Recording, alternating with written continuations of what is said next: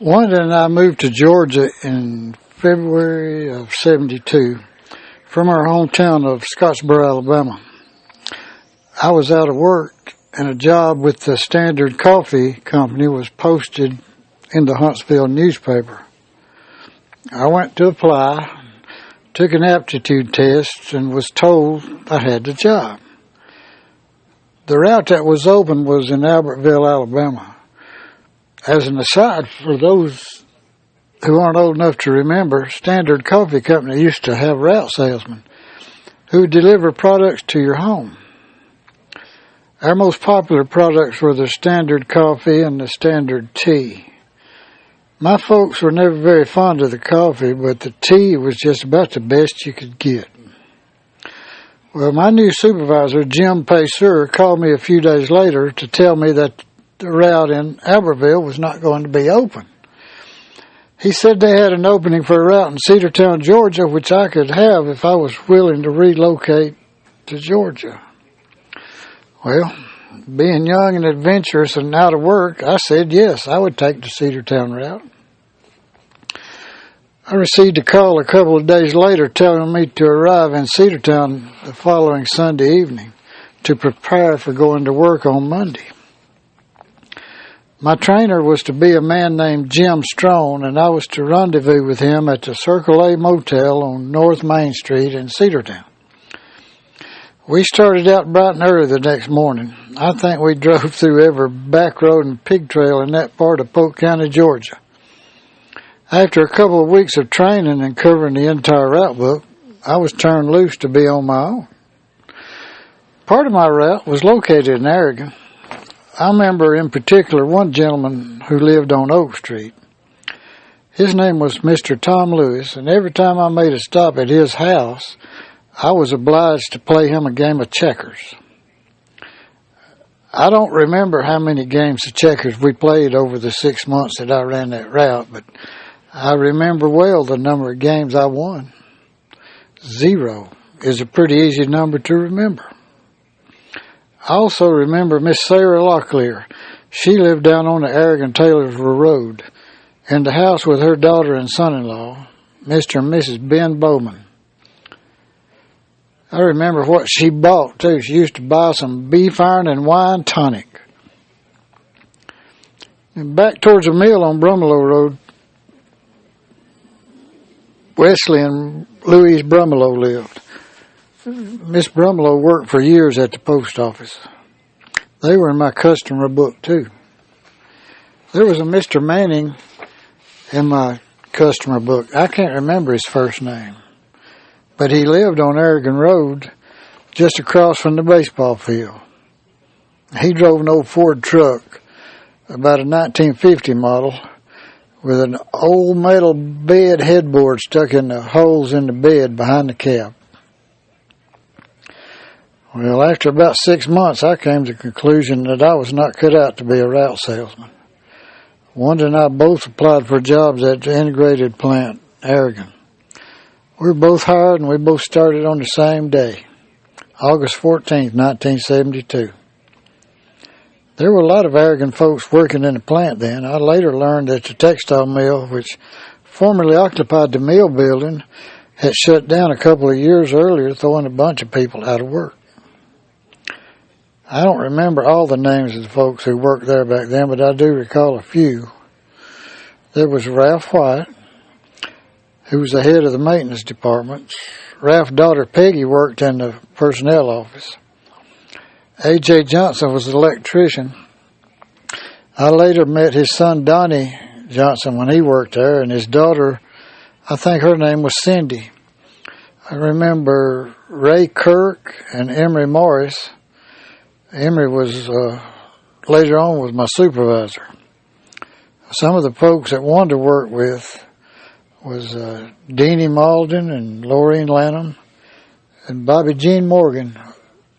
Bobby Jean later married Jerry Kelly. I think that's who she married. It was one of the Kelly boys. L.B. Gray and his wife still ran the clothing store at the corner of Highway 101 and Gurley Street in 1972. And I want to say he was running the Shell station then, but it could have been Hugh Rogers. And after Hugh ran it, Donald Godfrey ran it for a while. And for the younger folks, that Shell station was sitting right where the Dollar General they're fixing to shut down sits. Hugh later ran a store that became Pinion's. I don't remember what year that was. The company store was already closed when we moved here.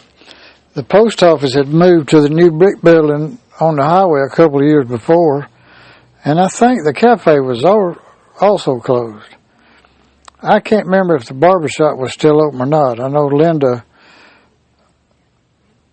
had her beauty shop there for a long time before she moved it up to her house.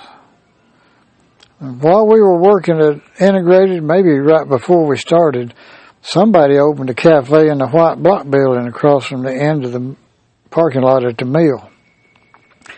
I got in trouble one night for going over there to get a burger for supper. It seems that we were not supposed to leave the mill premises during our shift. We lived in Cedartown for about 2 years after we moved to Georgia. Lived down on Ledbetter Street for about a year, and then we moved into a house behind a Gamage funeral home. And we stayed there for about a year. I can't remember the name of that street. I think it's Marshall Street. But the house belonged to Miss Pickett, whose family owned the Pickett Chevrolet place. And while we lived there, she sold it to the Gamages. And the Gamages started storing caskets in our garage. I didn't like that much, but you never know what's going to happen, but I don't think the caskets are going to hurt anybody. In 74, we moved to Rockmart. We moved into Dunn's Apartments down in Van Wert. Not long after that, Mr. John Dunn built the store here in Aragon that's still here, and it was just until just recently Whit was running it. We lived there about a year, and then we decided we need a bigger place. We found a house in Aragon down on 1st Street. It belonged to Mr. Jim and Miss Ludi Wright. I later learned they called that Barn Row. I never heard the story of that, but I'd love to hear it. When our first son Jeremy was born in 1978, we met a wonderful family in Aragon, Hazel and Lester Lanham. Hazel was Jeremy's first babysitter. I used to go over to Portland and get her and then bring her to the house, and Wanda and I were working second shift, and then I'd take her home when we got off that night. Lester and Hazel's 2 daughters live in Aragon too. Dorothy Godfrey, Donald Godfrey's wife, and Shirley Rayburn. That's Joe's wife.